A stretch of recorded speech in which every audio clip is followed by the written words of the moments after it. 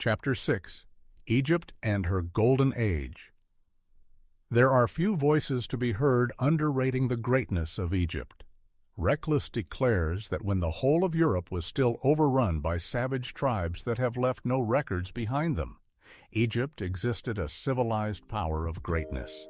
Astronomical observations, arithmetic, geometry, architecture, all the arts, and nearly all the sciences and industries of the present day were known when the Greeks were still cavemen. The origin of the sciences and many moral precepts, still taught from the wisdom of the ancients, were recorded upon the Egyptian papyri or on the monuments. The very groove of our present thought had its origin upon the banks of the Nile, the earth and its inhabitants. Africa, Volume 1, page 207. Earlier works of art show the Egyptians to have been a kindly people who did not believe in charms. As the ages succeeded and Egypt became mingled with other races, her arts declined. She seemed to forget the meaning of her religion, and finally only animal worship remained. Reclus continues, "So ancient is the civilization of Egypt that it is known by virtue of its decadence. The most powerful epoch is the most ancient known to us. After Ramses II, there was a rapid decline in art. Unlike the Eastern rulers who had the power of life and death over their subjects, the life of the pharaoh was prescribed by religious rule. The rights and property of his subjects were protected by law. In the earlier creative days, Egypt attained some arts not yet equated, and some that today are lost. They perhaps developed embalming because of the dampness of the soil from the rising Nile. Embalming enabled them to better preserve the body. Sayce described the statue of Khafre in the Museum of Gizeh as a living portraiture. There is a sublime charm about it. The work is of exquisite finish, yet it is carved out of diorite rock, the hardest of hard stone. The stonemason of today possesses no tools with which to work it. Donnelly affirms that Egypt, Chaldea, India, Greece, and Rome passed the torch of civilization from one to another. They added nothing to the arts that existed at the earliest period of Egyptian history. These arts continued without material change until 200 or 300 years ago. For all these years, men did not improve, but perpetuated. The age of Columbus possessed only printing that was unknown to the Egyptians. Egyptian civilization was highest at its first appearance, showing that they drew from a fountain higher than themselves. In those days, Egypt worshipped only one supreme being. At the time of Menes, this race had long been architects, sculptors, painters, mythologists, and theologians. What king of modern times ever devoted himself to medicine and the writing of medical books to benefit mankind, as did the son of Menes? For 6,000 years, men did not advance beyond the arts of Egypt. The primitive religious beliefs of the Egyptians lie back in obscurity. The later monuments reveal the worship of many gods. De Rouge thinks that this polytheism developed from the worship of one god. Ptah was the greatest of the Egyptian gods. He was Lord of Truth, ruler of the sky, and king of both worlds. After Ptah came Ra, the god of the sun. His worship was more general than that of any deity save Osiris. The Ethiopians said that Egypt was a colony drawn out of them by Osiris. The greatest of all the Egyptian myths centered about Osiris and Isis. Their primitive seats of worship were at Philae and Abydos high up the Nile. Here, Petrie found many relics of the old race. At Abydos was the tomb of Osiris. Every Egyptian of sufficient wealth and dignity desired to be buried there. Horus was the son of Osiris and Isis. Isis wears the horned crescent, the moon disk between. She was a black goddess of the Sudan. Thoth was a magician priest. One text calls him the brother of Osiris. He was the chief moon god and deity of knowledge, wisdom, and art. The seat of moon worship was the Sudan. Tut originally was of those regions, after Thoth. From whom the ancients said came writing were many lesser gods. Certain animals were sacred to each. No intelligent Egyptian worshipped the bull. It was only the symbol, that represented Osiris. Any offense to it was an insult to him. Therefore, the sacred animals were respected as deities. To injure one meant death from the fury of the populace.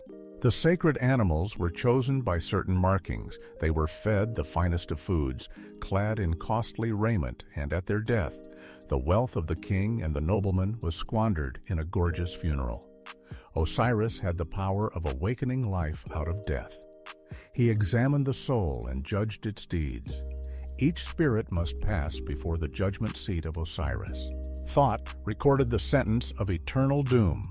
All the art and literature of Egypt was woven about her religion and in honor of her gods. 3500 BC Egypt believed that God became incarnate in man. Circumcision was a rite universally practiced as a part of the religion of the old Egyptians, as long as the native institutions flourished. It was a rite of the ruling Ethiopian element.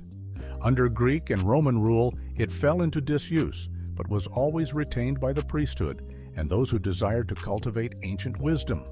Herodotus said that all Ethiopians circumcised. Lenormand calls it original with them. The Coptic Church practices it to this day. Abyssinians do the same. They did not adopt it from the Jews, for they circumcise both sexes. Oldendorp finds the rite in Western Africa. It must be a relic of ancient African customs. It is older than Muhammad, who did not regard it as a religious rite. Southern Arabia had the rite from Ethiopia. Himyaritic Arabs, Cushites, circumcised their children on the 8th day. Pocock found that other Semitic Arabs circumcised between the 10th and 15th years.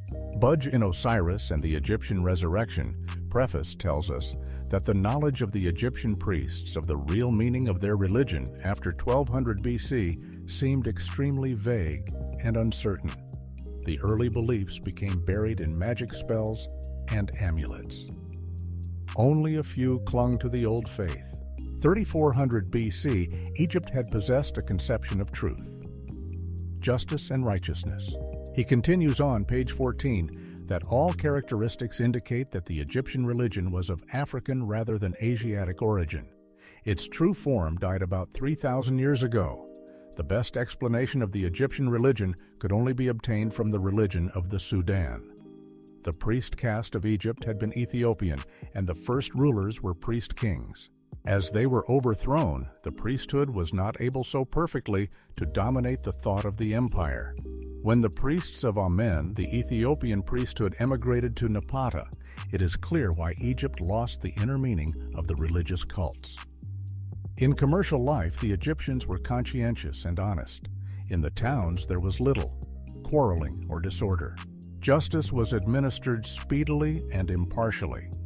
Among the many crafts were blacksmiths, gold, MD coppersmiths, cabinet makers, weavers, upholsterers, potters, glass mowers, shoemakers, tanners, tailors, and armorers.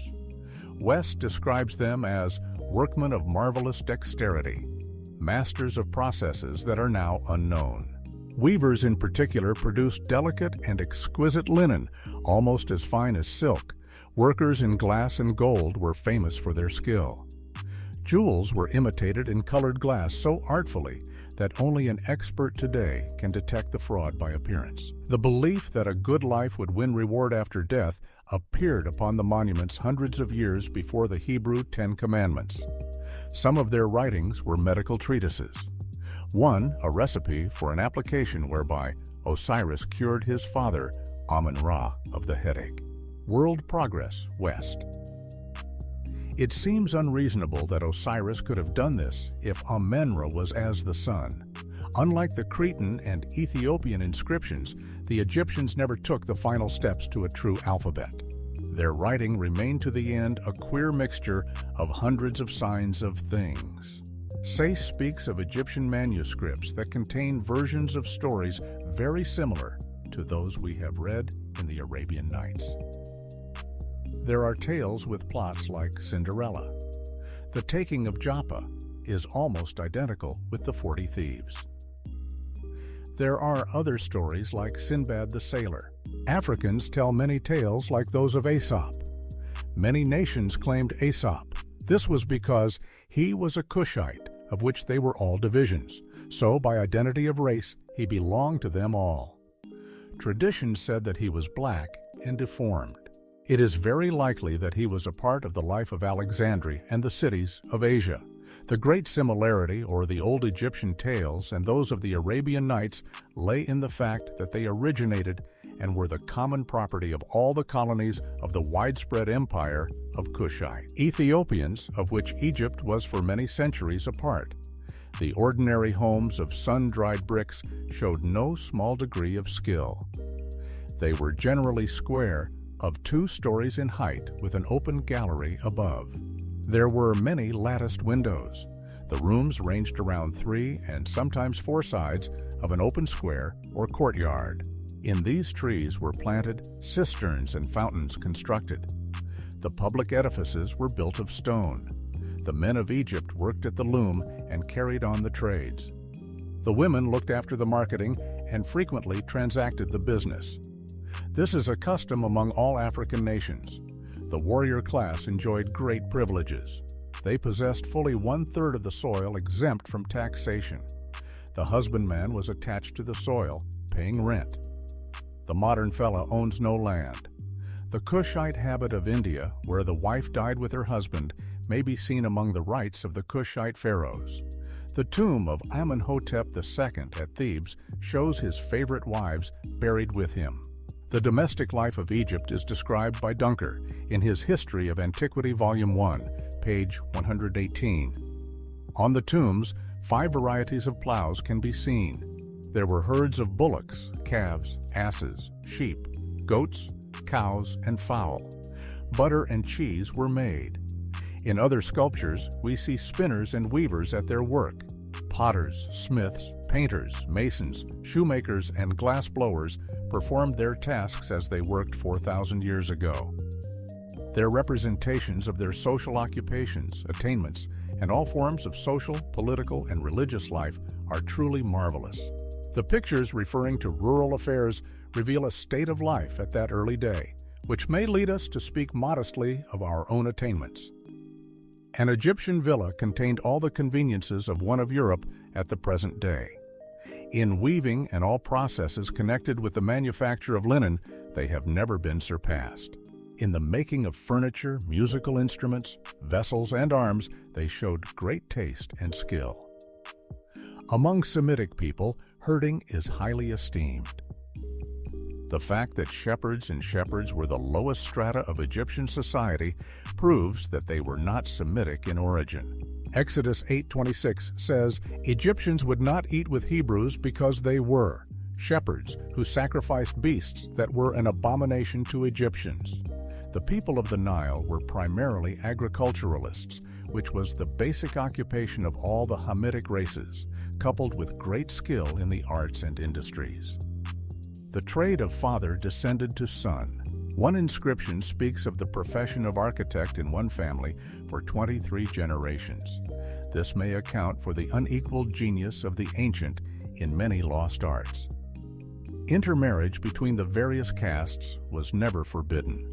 The domestic tie was strong. The monuments reveal courtesy, kindness, and affection as the rule. The homes of the mechanics and husbandmen 4,000 years ago were generally of brick, well furnished, and better built than the homes of today. In the houses of the wealthy, tables, chairs, and beds were elaborately finished and ornamented. Vases and cups were of silver and gold. The Egyptians were fond of amusements. The juggler's art was carried to perfection. All the athletic sports were greatly enjoyed. Indoor games were popular. There were ingenious toys and amusements for their children. Among the higher classes, music was the delight of all. Egyptian musicians played upon harps, lyres, guitars, flutes, triangles, pipes, horns, trumpets, and drums. The dancing was but graceful and pleasing gestures to music. Ancestor worship and the belief in immortality caused them to embalm their dead. Their bodies, treated 5,000 years ago, are today in a perfect state of preservation. The secrets of their methods are unknown to us. We can preserve the body for only a few weeks. The cost of preparing a mummy in the highest style was $1,200. The lowest style was in the reach or all. In the museums of the world, we may look upon the faces of the pharaohs as they appeared 4,000 years ago. The Egyptians were master engineers. The Nile was diverted from its course to build Memphis. Moeris was an artificial lake 450 miles in circumference. It was 350 feet deep, with floodgates, jocks, and dams. The joints were no wider than silver paper. Cement still clings to the casing stones. The labyrinth astonished Herodotus. It had 3,000 chambers, one half above, the other half below, the surface of the earth. The Temple of Karnak covers a square 1,800 feet each way. Travelers are unable to find words to express its sublimity. It is a sight too much for human comprehension. They must have had the knowledge of the principles of the derrick, the lever, and the inclined plane to put into position the monstrous obelisks and stone animals that stood in rows before the temples. Greeks appropriated the Doric style of architecture from Egypt. We shall see in the chapter on art that Egypt was the originator of almost all of the designs of Greek decorative art. Huge statues were covered with highly finished hieroglyphics. It seems impossible to tell how they carved this stubborn material. Our best modern steel, with difficulty, carves even plain letters in granite. Amelia B. Edwards, in 1,000 Miles Up the Nile, says, "The distinguishing feature of Egyptian architecture is its vastness and sublimity. The avenues of colossal sphinxes and lines of obelisks led to stupendous palaces and temples elaborately sculptured and containing balls of solemn and gloomy grandeur in which the largest of our cathedrals might stand. The earliest monuments reveal a considerable degree of skill which never advanced. Egyptian walls and ceilings were painted in beautiful patterns which we still imitate. The Great Hall of Karnak is the noblest work ever executed by the hand of man. In the doorway of the Hall of Pillars, the columns are the wonder of the world. How was that lintel stone raised? Beside it, we feel shrunk to the feebleness of a fly. We are stupefied by the thought of the mighty men who made them." Perhaps not untruly, the builders called themselves the descendants of the gods. The Great Pyramid contains 90 million cubic feet of masonry.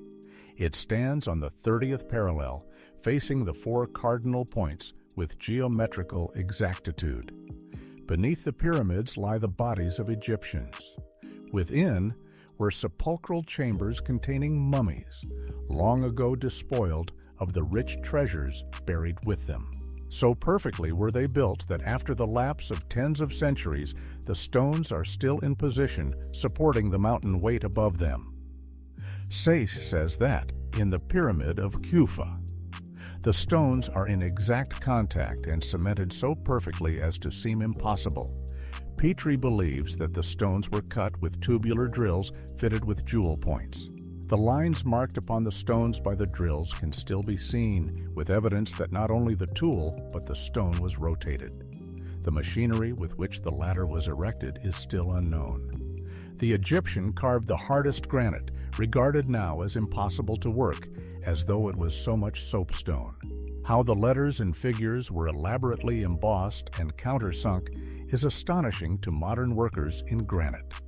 The edges of the inscriptions after 40 centuries are as sharp and beautifully delineated as though the work of yesterday. It is thought by some that they must have possessed the knowledge of electricity. Solomon truly said, "There is no new thing under the sun." Sayce asserts, "Those who view Egyptian art in museums have but little idea of the perfection of the Egyptian sculptors and painters of the 5th and 6th dynasties. The wooden figure of Sheikh el-Balid is one of the noblest works of human genius. Pictures in low relief resemble exquisite embroidery in stone. In statuary, they have never been surpassed. They have excelled the artists of every age in solemn dignity and everlasting repose." In the laws of color harmony, Theban painters were as well versed as those of today. The blocks of the pyramids, weighing from 2.5 to 50 tons, were squared and fitted and leveled with an accuracy that puts to shame our very best work. Acres of buildings were put together with an accuracy of measurement equaled only by the optician fitting glasses. The Egyptians were surpassed only in the plastic arts by the Greeks. Nude figures are seen as through a veil. Naked figures can be seen when the body is clothed. The paintings on the tombs after the lapse of 3,000 years retain the distinctness of outline and brilliancy of color of recent productions.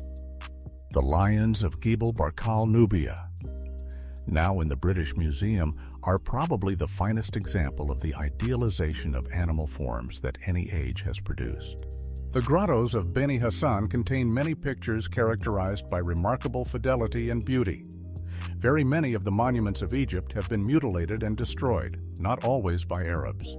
Some of the work has been done by Englishmen and Americans, to the everlasting shame of our claim to culture.